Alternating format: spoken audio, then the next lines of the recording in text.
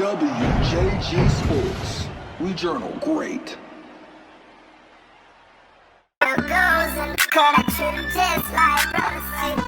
What's going on, everybody? Welcome to the Just Like Brothers podcast, episode number 53, I do believe. Today we have a very special guest, Jay Creechy, head coach of Johnston Community College basketball. Has had a really successful summer. Not summer, spring, when it comes to recruiting. Coach, thank you for coming on. I appreciate you guys having me, man. It only took 53 episodes. I Definitely. know you've been asking to be on. I know, and we're really happy to have you here, of course, man. Yeah, I know, a couple guys gets there. rewarded, you know. Yeah, a couple guys asked, like, Coach, you gonna get on a podcast with Lake and Kai? I said, hey, man, one of these days, man, I gotta have something to talk about when I get on there, so we gotta wait. I don't got nothing nobody want to hear going on just yet, so let's try to build a solid foundation first. That's gotta be wanted first. Gotta have something to talk about. Right. We have plenty to talk about, Coach. We can get a little bit into your background, how you got started in basketball, and then in coaching. Right. Well, actually, my first, after getting out of college, and when I finished at A&T, shout out to Aggie Pride, to the Aggies. I actually was getting ready to go into the work field, and I was actually working in Raleigh with Time Warner Cable, and then September 11th happened, the whole 9/11 scenario, and they were actually in the process. I came here after my internship and was working in production with News Channel 14.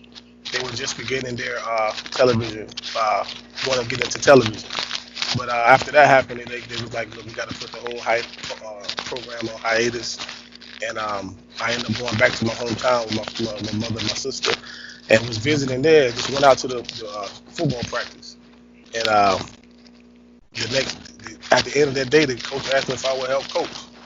And that's kind of how I kind of fell into coaching, and all those things kind of materialized from that. And I actually started coaching football, and then I took a job in the school as an ISS coordinator. So that's how it began, education and coaching. And I just continued to grow and manifest itself from there. Had no intentions of getting into education at all. Hadn't really thought very much about coaching outside of a couple. Used to volunteer. We had to do volunteer hours when I was at A&T. Used to volunteer at the Y, with some of the Boys and Girls Clubs and things of that nature. But just did it out of just love for the game and getting involved that way. And just kind of was a maturation process. So family educators, so it just kind of fell into place. So and at the time I needed a job, so that didn't, it wasn't like I could turn down a job and I wasn't working. So that's kind of how that was, and that started in 2001, and here I am. Hey, Coach, can you kind of move your microphone a little bit? I think it keeps rushing up against your beard a little bit. Oh yeah, I can't get a haircut, man. And we all know the struggle is real out here, man. Right. Okay, that better? Well, not for me. Yeah, I'm trying to get the afro back. So. Oh. But to continue, now that you were into coaching, how did you kind of get to Johnston Community College? What led you there? Obviously moving back to this area. When I moved back to Raleigh, and I think it was 2004. I was kind of just playing. I was still actively playing a little bit, and met a couple people at some of the gyms around here, and just people talking. And I met with someone, and they were getting ready to start Nightdale High School. Yeah. And I actually ended up meeting the first coach, and through some mutual friends. And he's like, yo, if you want to get involved, man, I'd love to have you and start the program from ground up. And I had coached football a couple years.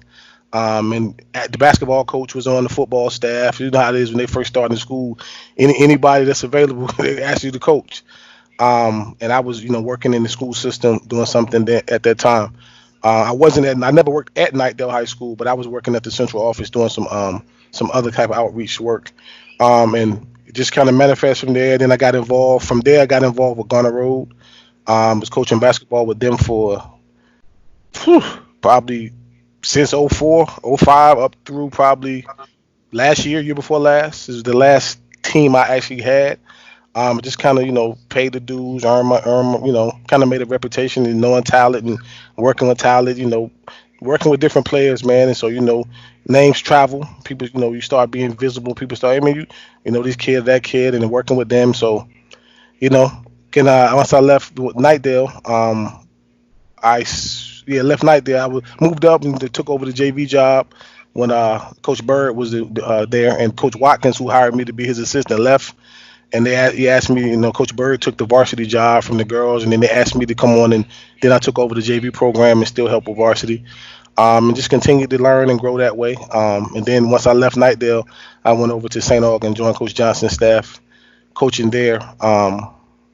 That was maybe, what's this, 2020? That was maybe 2015, 16 maybe. So I was there for 3 seasons, assistant coach at St. Aug as well. And then, got a call. I was actually, when I first got the call from JCC, I was actually in LA with Garner Road. I was in the airport on the way, getting ready to come home, and got a phone call from North Carolina. So I didn't know who it was. And they had some people doing outreach, contacting people. So that's the first conversation I had with JCC. Right. When you look at JCC, the program started, I think, in 2010 was the first year. I know they had a year off in 2012. What was it like familiarizing with yourself with Johnson County? I mean, because I'm at Johnson Community. Because when you look at when you first came in, people didn't really even know that Johnson Community College had a basketball team.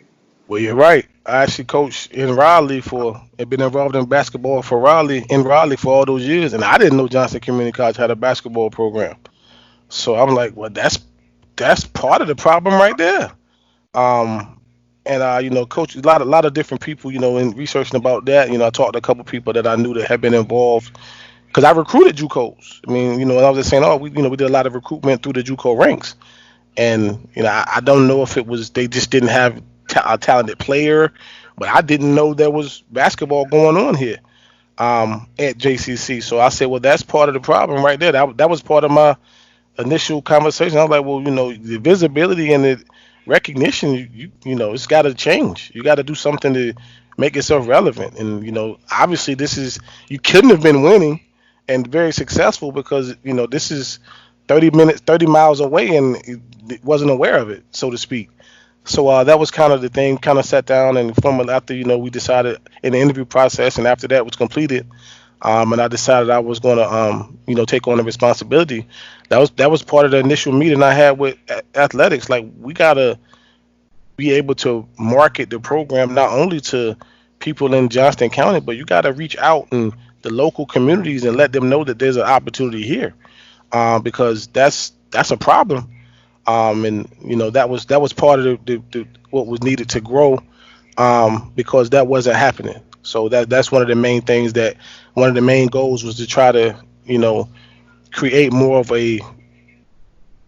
reach out more to your general network, the general area, and attract talent from there. So that was part of the goal, just because of the lack of recognition. Right. When you look at it too, from a career standpoint, how tough was it for you to be able? I mean, how much convincing they have to do to kind of to get you to take this job? Because a lot of times people talk about your first head job is going to define, your head coaching career. Right. Now, and talking to a couple, quite a few mentors, and got a lot of connections over the years, and talking to some people I trust, there's like, well, there's no experience like head coaching experience. If you want to try to grow in something, you got to take risks. You got to stick your neck out there. You got to take chances. So you can settle into this role that you're in. But if you have aspirations, you want something bigger, or if you want opportunities to see how you can test yourself and see if your program can work. And so I just thought it was a good idea. If I were to look into pursuing something in the future, it couldn't help to have head coach experience, so you have the whole total aspect of what a program, the ins and out of running a program, from the managing the checkbook to the scheduling everything to the creating a schedule, creating a practice plan. I mean, from A to Z, you oversee everything. And at this level, you almost have to do everything. Thank God for my assistants, Coach Evans and Coach Smith, and Coach Morrissey being acting as a liaison and assistant coach, and kind of like assistant athletic director and all those things that he does with operations. Um, it just takes a lot, because you couldn't do it by yourself, and even if you try so many different things you have to do that you need a strong support system, and those guys have really been a good help and taking on their roles and flourished, and we trying to make things happen that way. So shout out to the staff because it's challenging to try to build something. It's almost like starting anew when we first came in 2 years ago, and I didn't start until October. So I basically, it was like, who's enrolled, and let's have an open gym call. And when I got there, those guys fought hard for me, and we had a pretty it was an experience. I don't know how much fun it was doing 3 and 20, but those guys worked hard, and that was those guys work harder than some of the more talented guys I've ever been around. Just because, for one, they had no choice because I wasn't not going to let them work hard.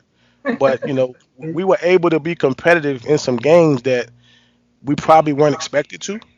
It didn't translate to wins because we didn't have enough to get over the hump to beat some of the programs, and the schedule was crazy the first year. I don't know what in the world the objective was from the previous coach and whoever, but I was like, what in the world are y'all doing? Our first game was at Davidson, and I think this was their first year at D2.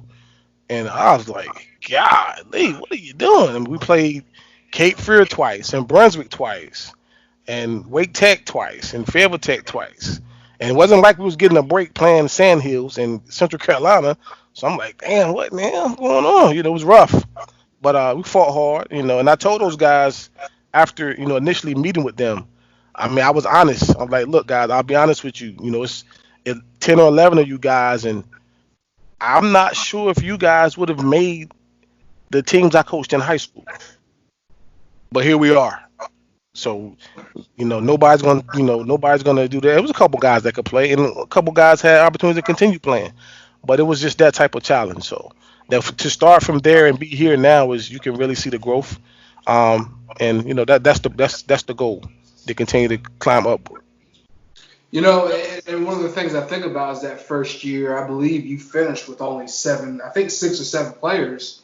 Yeah, yeah. Yeah. And the crazy thing is that happened again this year. And Really? Yeah. yeah, and I tell guys, that's part of the conversations I have with guys and their families. I tell them, if you can make it through the grind of junior college, you can make it anywhere. And I tell guys, if you come through a junior college program and you achieve some type of success academically and you got solid basketball career, there's opportunities for you afterwards because coaches realize the junior college grind is tough. I mean, there's no dormitory. There's diners, and dining is not a dining hall where you got 3 hots in a cot. That don't exist in JUCO. So you got to figure it out and make accommodations for yourself and figure out how to do this and do that. So those guys that make it through those situations are usually battle tested. And if you're lucky enough to have some ability on the court, there are a lot of schools that value that. There are some schools that don't deal with junior colleges at all, but there are a lot of schools that value the junior college athlete because they know what it takes to see that through. So that's been good, and we've had some success with that this past year. Um, so we're going in the right direction. Going in the right direction. Right, too. And, I think this year, you had a really good recruiting class. And y'all got out to, I think, what was it, 11-2, 7-2? What was it? We were at the break. We were 9-3 at the Christmas break. And I believe that was probably your best start that the school had ever had in 10 years of the program, I believe. We won the most games in the history of the program in November. Yeah. Well, I mean, Yeah. in fairness, I mean, the program is still young. Right. It's supposed to take time. It's supposed to. Obviously when you hear that, people are gonna have the reaction Kai just had. But I mean, it was good to see a little bit of improvement and growth as the years go on, right? Yeah, but I didn't want to hear that shit. Excuse me, I didn't want to hear that, but No. yeah, Hey, look, I'll accept it. I'll accept it. Look, it's all good. It's all good. But You got to crawl before you walk, jog before you run. So I get it. I get it. but Right. Of oh, go course, ahead. the success that you've already had now is pointed into, you got a pretty good recruiting class coming in now. How excited are you about this class that you have coming in? And, coming into year 3 now, you're kind of getting to see more of your program kind of start to take shape. Right. If you know the coaching circles, you usually get 3 years. After third year, something needs to be happening. So is that pressure? Of course it is. You want pressure, but like I tell the guys, we made a conscious effort to um to recruit the area and to recruit the area you guys cover. Because it's important that I think it's important for Johnston, Wayne, Pitt, and the neighboring counties and Wake to be able to come see these young men continue to play. And we all know the stories about the ENC and the across 95. A lot of schools don't really cross the line to recruit very much. So these guys, I'm from that area, so I grew up in the 252 myself. Gates Uh, County, correct? right, right. So all of my formative things with basketball, most of them things are in Virginia. Yep. Playing in leagues there and the rec parks and rec system there. Because when I grew up, I mean, there wasn't if Elizabeth City and Hosky, North Carolina. Those were the areas we went to play. The closest AAU team to me, and when I was coming through high school was in North Carolina, was in Raleigh. So I was able to go to Virginia, and thank God for the programs there like the Boo Williams and some of the others that I was able to even when I didn't start playing AAU till the 10th grade. So those programs were there gave me a ability to a chance to get out and test myself against some of the more talented players from the area, and so that was okay. But it just was and it was like who knows to see a college coach come through the doors back then in the late 90s, and you didn't see you saw Elizabeth City State at this time. I think Chowan was still a junior college, and if you had one or two guys that could really play, you might have saw East Carolina and Methodist. That was legit stuff. I mean, hell, even Wilmington was 4 hours away, so it was kind of limited resources. So if you had someone coming to your games back then when I was in school, somebody could play. That was somebody good. So that's kind of the background. So I understand the plight of kids from this side of side of 95 and eastern North Carolina, and it's grown by leaps and bounds over the past 10 to 15 years. But yet and still, it's still an underappreciated, undervalued area.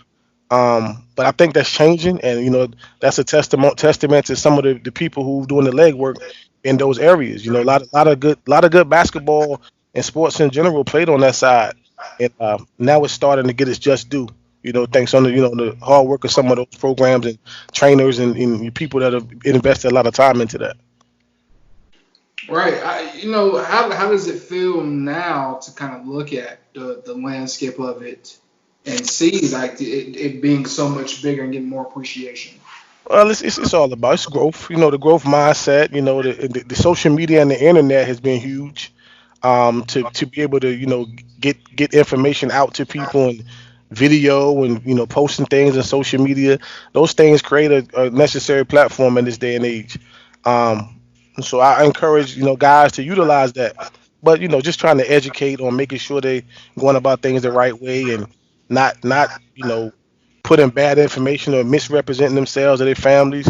Just get them to understand why that's important, so that you don't create the wrong narrative about yourself and what you're trying to do.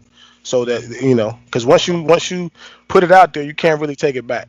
So once you hit submit or send, it's done, and it's all over the world. So but that's also a good thing because it kind of gives a voice to the voiceless. A lot of people on that, from that, and it gets same similar things when you get towards the, out in the mountainous areas of North Carolina, but because North Carolina is so large, east to west, it's so far. Um, it's a lot of area to be covered. So kudos to those coaches who can pound the pavement, but it takes a strong network and strong staff and things of that nature to get that job done. Absolutely. Of course, speaking of recruiting your 2020 class, break down what you can about the class that you're bringing into Johnston this coming year. Well, we got a couple pieces that we should be able to. First of all, like I said, we made a conscious effort to get guys from the area. So we got Charles Walker from ACOG. He's coming in, so I know he has a lot of support from the area. Dimitri Wright from Eastern Wayne. Uh, DeAndre's coming on now from Southern Nash. So just that area in general. Um, then we got a couple guys from Raleigh coming in that should give us a chance to do really good. Should do really good. Um, Davion Dunn from Garner and Kamon Green from Sanderson, Xavier from Sanderson, Brandon Williams from Roseville. Even on out to moving further around, we got Chapel Hill, we got Southern Waukese from Granville County. So we got a large covered a large area without getting too far. So that hopefully those folks and their fans, their support systems, and people who've been watching them grow and play. Um, Dorian from Southwest Edgecombe. Yep. Those guys, and hopefully they'll bring some more fanfare, some more people to the area, and people want to come see those guys continue to play because they've been playing in the area for quite a while, kind of grown in this area. So those people getting a chance to see them guys continue to play is important. That's going to be a big deal. So we hoping they can come in and create a buzz, and we can play some good basketball. And obviously, getting those guys registered for the classes and getting them in the right situation because a couple of those guys had some other options, and a couple of them are qualifiers, and like I told them, the opportunity to do one strong year and improve your recognition and show your worth. you know, let's go for it. I had a pretty successful run with that this past year. With two freshmen that are moving on, they go continue playing, Yep. and one of our sophomores is gonna he got some things he got some things he still got some work to do in the classroom, but he got some things in the fire. He just got to make sure he takes care of his business um, in the next couple weeks, and he has some opportunities in front of him. So we're moving in the right direction. One thing I preach to my guys is, everybody wants to win and be successful and all those things. I said, but like I told everybody, I said, this is a different situation than what you expected or what you wanted. I don't think any of you started school 4 years ago with the intent on having to go the junior college route. And we know there's probably one or three reasons why you have to go the junior college route. Academic issues, maybe some type of some character flaw of some sort, so to speak, or there's a situation where you were maybe not a kid that maybe you grew late or you undervalued on your team or you didn't get opportunities because maybe you played on a team with other top tier players, so you were undervalued, so to speak. So those are the reasons why in most cases young men and young women choose junior college. And so let's use that to your advantage and take off with it. Because if you can get 30 credit hours and show 3.0 to a college coach, you're very marketable. Yep. You've shown that you can do college work and play against college basketball players. So let's go for that. It's not about 2 3 year guys, and winning is great, but my win is for these guys I work with to get to the next level. That's a win for me. Banners look good going up in the ceiling, but they stay there forever. Guys moving on and formalizing their education and finishing getting degrees. That's gonna have a much longer and a more personal impact on their lives, their family lives moving forward. So that's the goal: get them in and get them out. Right. And when you look at it too, I think it's really good when your recruiting class is really good when you look at the fact of a guy like Waukese. He had I think 3 or 4 4-year offers. Hmm. Charles had a 4-year offer as well. DeAndre, I believe, had some of those as well. Being able to convince guys that it's better that you can come here and get to that next level. When you look at a guy like Eric Alvey, who went there 1 year and now he's on his way to Wingate. hmm And you said convince them. What I like to say I'm doing is showing them a road, giving them a roadmap of how they can reach their goal. Because when you say convince, I don't want any. They, I want all of the success to be on the student. Right. We'll win basketball games, but we'll have a team next year as well. So they got to take ownership of this year's team and make Hmm. that theirs and make that journey theirs collectively. There will be basketball next year unless some weird or crazy happens. So you want to be able to take ownership of this group, and the guys take ownership of it and build from it and create those lifelong experiences from that. Because, like I said, you're gonna be close. You're gonna get as close with these guys as anybody you've been with in a short period of time because it is tough. So they haven't witnessed that yet, but that's something they will soon get a grasp of. Those late nights and those trips on those vans, and it creates a bond that is going to last. And then when you bring competition into that, it's going to be something that they're never going to forget. And hopefully, at the end of that journey, they get a chance to start another chapter. And that's what it's about. Just continue to grow and continue to learn and improve and navigate your path. Right. And when you look at it too, Region 10, how tough is it, and how great is the basketball in that region? Um, Region 10 is tough, largely because it's a lot. It's very competitive, and it's a lot of competitive programs. Um, A lot of you winning don't programs. have yeah, you don't have that in most other regions, so to speak. It's not other than Florida. Florida's strong, and you got maybe one or Yeah. two in the Midwest, but they're very spread out. So you don't see these guys. I mean, we out here talking to kids, and I walk in the gym, and there's three other coaches in Region 10 there, and I'm calling a kid to have a conversation, and he like, Coach, can I call you right back? I'm like, man, I'm calling you. What you doing? Well, so and so called me. I said, well, hang up the phone. What you talking to him for? No, but I mean, it's just that kind of deal. But it's not. It's just a challenge, because you got a lot of programs, and then me being, it's funny because I'm a new junior college coach, but I had relationships with all the coaches prior to, for the most part. Right. There was most of them. There were some schools we didn't recruit, and I'm not gonna call any names for several reasons, but for most of the junior college coaches, I knew them, and they knew me. So it was interesting to see the reception from when I would call before, it would be a call right back and coach, yeah, I want you to come down and see the guys. And now I call now about trying to schedule a game, and it's well, I'm like, well, what's the difference? The same number, But so things it's a little different in that aspect, but it's good though. It's a good group of guys for the most part in the region. Coaches talk, yeah, pretty solid reception, and everybody. My impression is everybody's in it for the same reason. Everybody wants to see student athlete success, and that's ultimately that that overweighs any personal or any type of innuendo that anybody may have. Is you want to help your guys, if you're getting guys to the next level and getting guys graduated with associate degrees and getting them to the next level, I don't have any problem with you. Now, if you're not, then I got like what you're doing, Yeah. So that's kind of what it's about. You talk about having a great group of guys. What is it like, the recruiting wars? Because a lot of times you guys are looking at a lot of the same guys and you're in the same places. What is that kind of like as a coach?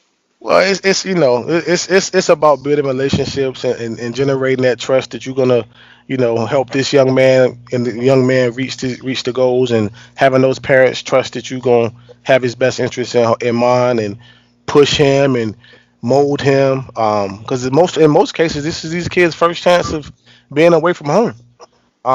So the parents, there's reluctance there. But you just gotta let them know that you're gonna push them. You're gonna ensure that they meet these the mandatory things we got as far as the tutorials, and everything is structured such that it's up to the young man to make sure he takes care of his business. I tell him, if you do your job, I'll do mine. That's not a problem. If you do what you're supposed to do, you won't have a problem. I said, I could probably pick my phone up right now and call 50 coaches, but do I got anything to tell them? What am I telling them? They get the film. Now we gotta have academic, we gotta have a grade conversation. So do you still want me to call them, or you want me to wait because you got work to do? So that's kind of what it is. I'm like, we can call and talk, but the conversation I might have is the conversation is gonna start with grades. They know you can play basketball. You're here playing, so the conversation is gonna be what do you do in the classroom. So, It's true. yeah. I really think that kind of makes the most difference for coaches. It's not. It really is about just the basketball. Obviously, the basketball is important. Mhm. Really, what you're doing in the books is what's going to make or break you. Well, And and that's all that's gonna make or break you. I mean, yeah, if you're, and obviously there's some variation. Obviously, if you 6'5", 6'6" above, you're gonna have more opportunities than the 6'1" guy. And you are. it's That's true. Yeah, natural. But I mean, if you're doing what you're supposed to do and you got solid academics and you're producing on the court, there's somewhere that we can turn over a rock somewhere and get you an opportunity. Now, you got to be realistic about your goals as well. Now, I mean, yeah. it's very hard to have conversations. I mean, I had, a kid. I was talking to a kid. Who was out of state kid. Hit me, called me. He was like he wanted to come in the hoop state. He feel like this, that, and the third. Where he is he not been valued, and he wants to. He's like, man, my dream is to play at Carolina. I said, well, so is every other kid in the country. I said, but how many? I said, I want you to go. I told him, I said, I want you to find. I said, call me back when you find out a junior college player that has played basketball at University of North Carolina. We ain't had nothing to talk about. Cause they, so I'm like, Did he so end up calling back? yeah, we talked again, but I was like, see, he was like, well, coach, I didn't find one. I said, well, so your expectations, you got to temper your expectations based on what you got, what's in front of you. Yep. That's not a realistic goal if you're having to go to junior college because they don't recruit junior college. So let's look at who does, and is that something you want to move towards? Then we can work towards that. But you starting out, I mean, do you know how special you got to be for Roy Williams to come to Smithfield to watch a basketball game? Plus, you also have to have the grades to get into Carolina as well. You can't get in any school if you can't pass admissions. Yeah, I mean it's every Look, school, but like look, L. especially Ellis. When you look at L. Ellis, I haven't seen him blessed to receive from Carolina yet. And he got the ability, but they just don't. He has the ability, but So Roy doesn't ain't coming down to a UL. and I'm a Carolina fan. It just doesn't happen. They don't. It's just not a part of their process. So when he said that, I said you gotta. That means you gotta vet what you want a little better because you're reaching for something that's not an option for you. Not that you're not. It ain't got nothing to do with your basketball talent either. That's just because they don't do it. So just education is key. They need to understand what's in front of them and what's a realistic option. So yeah, I make sure I absolutely. tell them because a lot of sometimes they don't get told that information. So I try not to get caught misleading anybody and having them think something that's not realistic because I don't want nobody doing that to my children. Just as a side note, LL still has some really good options to go to. Oh So yeah, he still yeah. got some great Uh, options. So yeah. Now, get off topic, but L. Ellis is really a player because I remember when L was a ninth grader and he played in the fall league at Garner Road, and that was one of the years when my group had just finished. I had a senior class that was just moving on, and I wasn't intending to have a team at 16s the next year. So I wasn't really paying attention to that group, because I didn't know there was going to be another team in that age group. Because I ended up coaching another 17s team another team at Garner Road with his class. And I called him several times, like, hey, man, we got a team now. I remember you from last year. And he had already start creating a avenue for himself. But yeah, that was a tremendous player. Even back then, he was special then. Right. When you look at it too, our guy Charles Clark always likes to remind people about how many people missed on him and how that can, happen to just about anybody, really. Yeah, you run into people don't. There's a formula in coaching that is weighs true all the time. When you have a kid that, like a kid that sits on one offer for longer than I would say a month, be very, very skeptical. because it usually, if nothing else, the teams in that conference have to take notice. Do I want to take a shot at this kid, or do I want to play against this kid for 4 years? So if you got a kid sitting on one offer and nobody else is jumping, you gotta approach that with a little bit of skepticism. So I tell kids that, I mean, be sure that it's something you can commit to. Is it a committable offer? And where are you on the tier of those coaches? Every coach has a tier level. Are you a tier? Ask them. Am I A, B, or C on the board as a point guard? Am I priority A, B, C, D? And any coach that's honest with you, he gonna tell you, well, look, you the third guy on our board. So, are you willing to wait for 1 and 2 to play out, and then that situation? So, guys, those are the type of questions I encourage guys to ask, because you want to know that and where you stand before you start going out here saying I can go here, go there. Well, are you sure? Are you sure you can go? Yeah, because they can just Right. pull the offer off and then just take it back. They give you the offer, take it back. Well, it's too And late. I got somebody. So now you hopefully you haven't closed all the other doors or burnt any bridges, and then you can find a fit for yourself. yeah, never close doors is another good one. I would say. Yeah, Just always be open to any and every coach at every level, because absolutely. there are opportunities for to play if you're able to keep relationships with coaches, and there are no viable options. If you keep good relationships with some of the coaches, you never know. You can still have an opportunity, just Right. depending on everything, other circumstances too. Right, and what's amazing is a lot of people don't realize it. Even at this level, it's so many young men aspiring to continue playing basketball. I've had to tell kids no, and people like, how's a junior college telling kids no? Well, I can't play but five at a time. I mean, a roster of 15 people is plenty. Even though in this level you make accommodations for certain things, but you know, if this kid says I want to go, then the other kid that's very similar to him, this other kid already done made a decision now. So I'm sorry, but you can't. You want to stack offers or whatever you want to do, you run the risk of losing out on something. So I encourage kids to make sure they keep stay in communication and ask those questions and find out where you stand and ask for a timetable. You know, find out what the coach expects from you. So, yeah. Right. I mean, then too, you look at it. Sometimes a coach will think like, okay, we got this one kid, and then something happens with that one kid, and then boom, they're like, okay, well, I'm gonna come back around, hmm and that's something you got to be understanding of. Just hmm understand that they're trying to build their team in a certain way. Right. And, you Right. can't be mad, when you're not option A. I mean, it's not everybody can be option A. Hey man, I make some I do I make some very eye-opening parallels to recruitment that I'm not about to make those parallels on this camera. But when I'm talking to guys, there's some very very specific things that they need to be aware of, and I kind of break it down in a language and they really get it. So they need Well, to we're gonna ask understand. about that off air. Right, once we, right, right, once right, we get on camera, we definitely have to ask that question.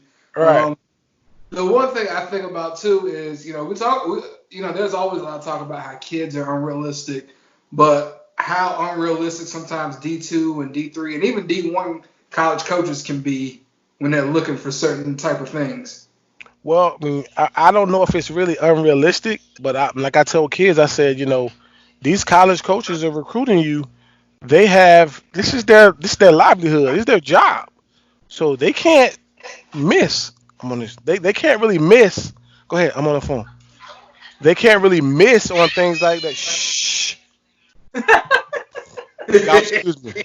Everybody just got home, but I tell them they can't really miss on those type of things. Colleges can't, because if they make a mistake, that mistake 2 years down the road could cost them their job, and that's how they take care, provide for their family. So they can't take those type of risks on kids with touch and go academics, or kids that got character flaws. You get a coaches look for reasons to take you off their list at those levels. Exactly. They look for a reason to strike through your name. So social media, what you post, how you carry yourself, what your coaches, your high school coach, or your AAU coaches, the conversations you have with them about the counselor at the school, the assistant principal, those things are talking about your character. That's a quick way to get you striked off a list in a minute. So that happens. That happens a lot. Well, I'm talking about when I think about they're like, hey, I'm a D3 looking for a 6'8" stretch that can play defense and rebound at a high rate. I'm like, coach, Yeah. Yep. you like, coach, you looking for Dirk? Stop. That's a want. Stop. This is live. Stop. That's a want. Everybody has those wants. Everybody wants that. Well, who doesn't? But I mean, is it realistic for you where you are? And can you afford it at this point? Can you afford to get that kid? A lot of wants, but can you make it happen? Based on what you got available. So, I just want to make sure people understand.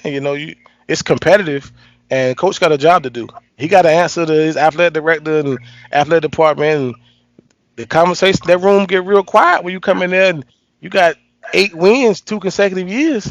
That's tough. That's tough. Yeah, that's definitely tough. I mean, it's But what's the other question I was going to ask? Let me transition a little bit to, do you have any favorite coaching moments throughout your time as a basketball coach? Favorite. I have some very memorable moments. Memorable, yeah, that's fine. I don't know if they were my favorite, but I remember them. They stand out. I mean, any memorable moments are good. That's fine. I mean, obviously, the first moments of success are always good. When you remember those, you remember the moments when you almost reached the plateau, or so you remember those. And just, I mean, I remember graduations and senior nights and things of that nature. Those things stick out because you see those kids or those families that you've known for 3, 4, 5 years, and to finally see them reach the end of that journey, is interesting. It's impressive, and it's a very very fun and emotional time because you do a lot of things, to build some relationships that last a long time. Like I've coached and guys that's Olympians. Like, what was it, the last Olympics, 2018? I coached 2 guys that were in the Olympics. They were in high school at Nightdale at the same time.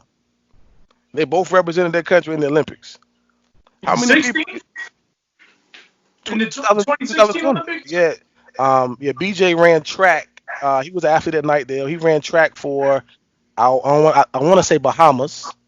He went to St. Aug and he ran track. And then Stan Okoye played for Nigeria. I coached him at Nightdale. That's correct. Yes. I mean, how many people can live to see that out? And then they have 2 from the same. They may have been classmates. It was just crazy. So that was a special time when that happened. Just seeing those guys, and I remember one of my first guys I coached basketball at Nightdale. His first start, he went to Central, played for Lavelle. His first start was in the Dean Dome against Carolina as a freshman. He started the first game, and we went there as a team. We went there, and that was a big deal. I mean, how many guys get the chance to play in the Dean Dome? That's probably most high school kids one of their dreams. That's a bucket list item. So to see him live that out, and it got handled pretty bad, but he was there. So those moments, I get to go back and watch my guys at the next level playing, to go to those games and go to will call, and they got a ticket with my name on it. That makes you smile. Those things make you smile. So those are the moments I remember most. Right. I love that perspective. That was great. Yeah. When you think about been at the coaching level, high school, D2, JUCO. What do you think are kind of some of the differences between the 3 levels that you've coached at? Resources is that simple.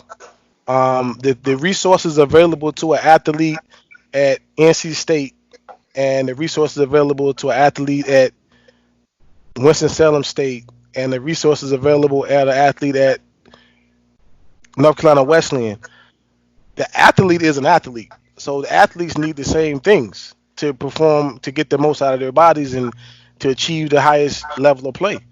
But what's available at one level, as it titrates down, is amazing, man. The amount of money that's invested into things is amazing. How those things create a domino effect. Um, just things as small as kids not understanding diet. Um, it's one thing that you come in from practice and you have a meal plan, meal prepped meal in your locker when you finish practice at UNC or Duke or NC State, and when we finish practice, it's all right. Good night. Make sure you get something to eat when you get home. That's a little different. It's one thing when you on the road and you get up, you go spend an overnight game, and you have a catered breakfast in the room that you guys have rented in the Marriott versus eating the continental breakfast at whatever, or the hot bar, or the continental breakfast. It's different, and as time plays on, that guy has those resources is going to be able to get the most. He's going to be able to push himself to higher limits just because he has more at his disposal. And I mean, that's just a fact of the matter. That's why everyone aspires to get to the highest level, because at the highest level is where you can maximize your potential. So if you don't get there, then you got to use what you got, and you gotta make it do. You hear people always talking about getting out of the mud. In some of these situations, you're really in the mud. Yeah, It's, you're in it's the really flow mud. as So, opposed to. but the expectation doesn't change. You're still expected to go out there and get 15 and get 10 rebounds, just like that guy at Duke is. The expectation doesn't change. Now, it may be three or four people in the back giving them massages, and there might be ice bath, and you might have an ice bag, and your teammate may be trying to help you get your calf muscle loose. But at the end of the day, it's the same. The expectation. The game is still the game, so you got to go out there and produce. Right. And then when you look at it too, we were talking to that's like what Chuck Jones said, and he was talking about when he first got to Winston-Salem State versus when he was at D1. He was like, we stopped at McDonald's. He was like, oh no, this will be the last time. Right. My body can't function off these burger and fries. Yeah, I know Chuck. Yeah, I actually coached Chuck's oldest son, Jalen. He was when he played for me at Nightdale, and he played in the AAU program, and just his journey, his path. So I've been knowing Chuck for probably 20 years. But he's good brother, and yeah, he's right. It's different. Your experiences at Winston gonna be different from your experiences at ECU. They are. But some of the experiences at Winston are better than experiences at East Carolina as well. So don't let there are some it's positives and negatives. Always. Yeah, As an ECU alum, I very much agree with that. yeah, Yeah, yeah, you take the yeah. good with the bad. You take Right, the hot with right, the cold. yeah, It's yeah, true. yep. All right, and then coach too. What was it like? Working at Garner Road. I mean, coaching with Garner Road, and now how has those relationships and those experiences kind of helped you now? Well, it was an amazing experience, man. I mean, getting a chance to you know, network and rub elbows and meet people out, traveling all over the country with that program. And those men over there have been doing a great job from when Coach Maddox started it, down through Dwayne and Byron and those men that come before me. And even now with Dwayne's son, he's kind of taking a leadership role now. And with David being, retired from NBA. So it's been great to just be involved with those guys for so many years. It's been a great experience. I still do things with them now. I'm not so much coaching on the court, but helping those guys make academic decisions and doing seminars with the players, and doing things like that. Just staying engaged, and I even go to the tryouts and help them through the process of identifying players and doing things of that nature. It's fun, man. I enjoy it. All those men are volunteers, so this just is something they just have a passion to do. And it's great. That whole AAU experience. Um, anybody, a lot of your former athletes get involved. But you got to just make sure you find people that's in it for the right reason and trying to make sure they, pass on those nuggets of information to the next generation of guys going through. Because you're always gonna find someone or some guy that you relate to and some relatable experience and just helping them navigate their path. I mean, I remember, seeing guys grow that are now playing in the NBA, and I remember them when they were in seventh, sixth, seventh, eighth grade, and running around there just getting on your nerves. And now they, they come back and they pay it forward. They come back and invest and instill, wisdom into the younger generations. And there's the next Devontae Graham at going to roll right now. There's the next Isaiah Hicks right there. So those guys are, and those guys come around for the most part, and they still try to, and come back and show their face and get involved. I know a couple guys throw camps there, and the guys always when they come in town, they go work out and go to the gym and, work out and get shots up and just work on perfecting what's now their profession. So it's been really cool to do that, man. And it's a lot of good things going on. There's a lot of other options for AAU basketball in the area, man. But the history, the people who walk those hallways and been in those gyms in that gym and through that Garner Road program is second to none. I think that's a good place to. Do you have anything else, Kai? I didn't hear you. Oh. Oh, I said, we're good, Coach, man. I think that was, I appreciate you coming on and having a good definitely. chat with us, man. Appreciate any time, man. I love it, man. Get an opportunity to get out here and talk with you guys. It's weird we talk. We talk sometimes. If you're on the phone, it's weird to talk now and let everybody else hear the conversation. That's good. I like what you guys doing, man. I'm not a very social media type person. I don't, I have a Twitter account. I think I'm getting ready to get an Instagram account. I don't want to, but I think I need. That's where the kids is at, Coach. The IGs. I try to get my coaches. They be like, Coach, man, this key. I'm like, Creechy in the house, just so. Yeah, man. So I'm like, man, I got to figure out something, man. But it's too time consuming for me, man. I don't like taking that time, but it's necessary as things evolve. You got to evolve with the time. So I do the Twitter deal. So you got the Twitter. So this is great, man. I'm glad you guys do this. And keep doing it, man. Keep doing it. Your platform continue to grow. Now, only thing we got to do now is got to come broadcast live from like JCC game or something, man. And Hey, look. I'm very open to it, and I'm sure Kai is too. Definitely. I definitely got to come up there a few times for sure. Absolutely. Hey, man.